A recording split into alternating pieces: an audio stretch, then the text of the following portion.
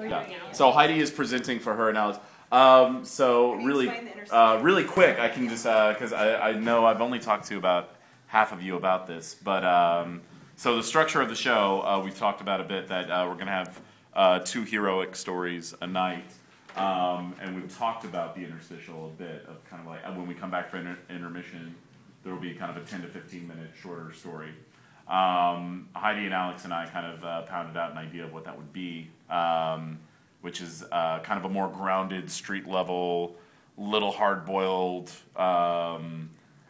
investigators in this world. So as these fantastical things are kind of happening outside the realm of human kin, it's like, it's like, well, so I heard something strange happened, but, it's like, these are the guys who kind of like... All these flayed bodies hung upside down on telephone poles. Yeah, exactly. And why is Rick White here again? With a chimp. With a chimp. So, it would be like kind of a runner through all 8 shows that we're following these 2, and Heidi can take it from there. So since me and Alex don't have like a hero specifically like that, we're gonna do this, and what we've both kind of come up with is that we're going to be like a pairing of people that are going to come together from 2 sort of different worlds. So Alex is going to be like a journalist, like a war journalist from the Great War, and he's now on the detective cop beat, homicides and crime and stuff like that in a big city like in New York or something. He's working for the Times, and he's trying to work his way up. He kind of described it as, if anybody watches, is it Newsroom on HBO? There's this guy who's kind of nerdy. He's not good with girls. He was sort of the sidekick to one of the big journalists overseas. So he's like, he's got chops. Like, he's been to the shit, but yet he's kind of nerdy and kind of like still kind of quirky and does not know how to interact with women at all. So that's going to be kind of his bit.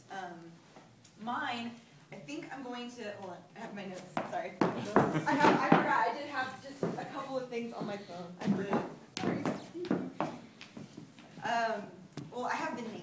So, mine is going to be either, I haven't decided if it's going to be like more of like an FBI special kind of unit thing, or if it's going to be more like, like the police detectives like in the city special unit thing. But it'll be a special unit of some kind, where sort of think, and Alex brought this up, sort of like The Wire, how they would have like this little like ragtag team of stuff that they're like, all right, go research this, go see what's going on with this weird stuff that's happening.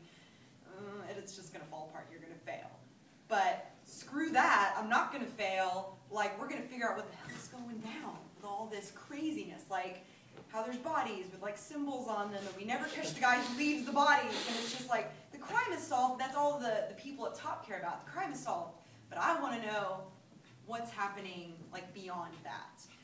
And so I wanted to kind of, my inspirations for this character were sort of like Deborah Morgan from Dexter, and kind of McNulty from The Wire. They're all job, and they're not really interested in romance. They fuck, but they're not really interested in romance. They're all the job.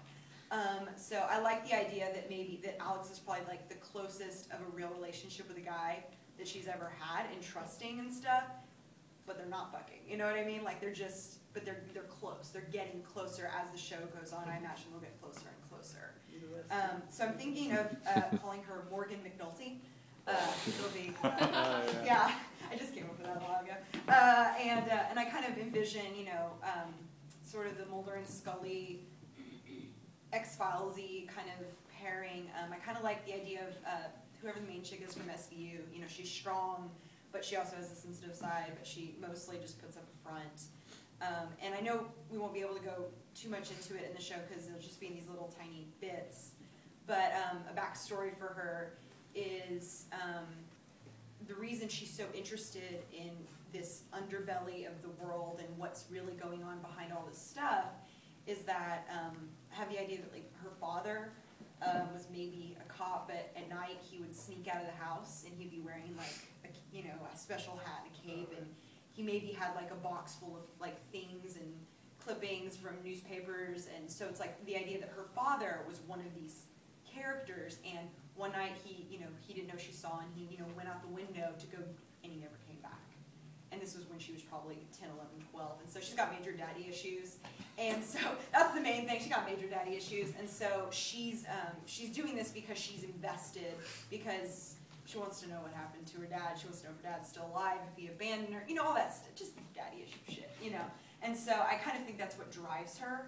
I like the idea that she is somebody who's been a detective or whatever for a while, but she's so obsessed with this stuff and she's so focused on it that it's like she can't fully move up the ranks of like the normal FBI or the normal cops because she's obsessed with this one section of life. And who knows, maybe there's like that one guy that's like the captain that's like, all right, go do it, I trust you. But like, whatever. And so that's why she... Damn it, McNulty, you keep this off the books. God damn it, McNulty. I love McNulty. That's such a great name. But so, anyway, Alex, the idea is that Alex's character will, he's now doing the beat cop thing, and he's writing the story on one of the sketchy things that's going on, and she sees that, and she's like, hey, I'm thinking outside the box. These other cops are FBI agents. They don't think outside the box, but you do. So let's partner up and try to solve this, And so that's how they kind of become what they are. And so, yeah, so the idea is like in the first show, it'll just be kind of the beginning of that relationship, and then as it goes on, it'll be closer. And Alex, we were joking, like, love it at the end of it. They're both sitting there at the end. And you normally think, oh, they're going to make out and do stuff. It's like, so I heard about this new story. And then it's like, they both want to go work, instead, because they're such nerds. So... I don't know if any of that just made sense because it was kind of all over the place. But, questions? Yeah. So from a show perspective, will the stuff that you're investigating have anything to do with?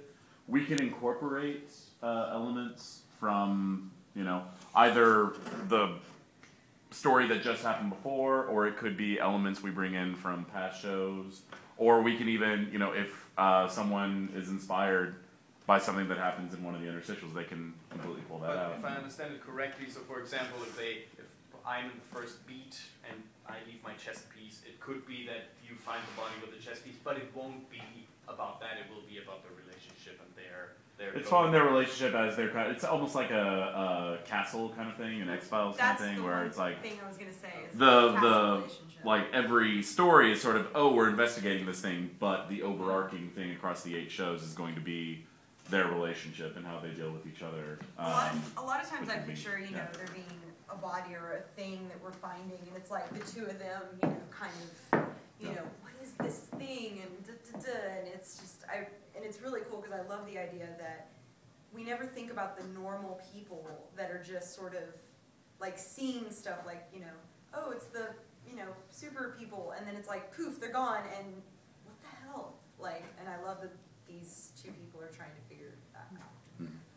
Was that Marvel? So they may or may not have their own Marvel's established yeah. world. They may or may not have their own world versus like being in one of ours each show. Well, all of the worlds are the same world. It's Like, are we going to be on Neptune where Ryan is? Right. you won't necessarily be going. Yeah, no, you're probably not going to We're Neptune. probably going to be in a big city. But You're there probably may not be getting some- sucked through some yeah, extra yeah. dimensional chthonic. Maybe there's a farm Portal. that we need to investigate in the country outside the city, or But it's always Yeah, it's on the some fringes. connection It's or the something. normal Yeah, yeah. person Okay. kind of street view looking into it Yeah. And kind of so, thing. and as far as like the rank and whatever, we'll figure that out Yeah. later. So yeah. And as people want to pop up, I mean, clearly, I think like Jessica's character could pop up easily Yeah. in these stories, or we might see these guys just kind of wander through the background of one of the hero stories. It's kind of like oh, this crime scene is clearly going on, and then we just see these two people, and it's like, do I know them from somewhere?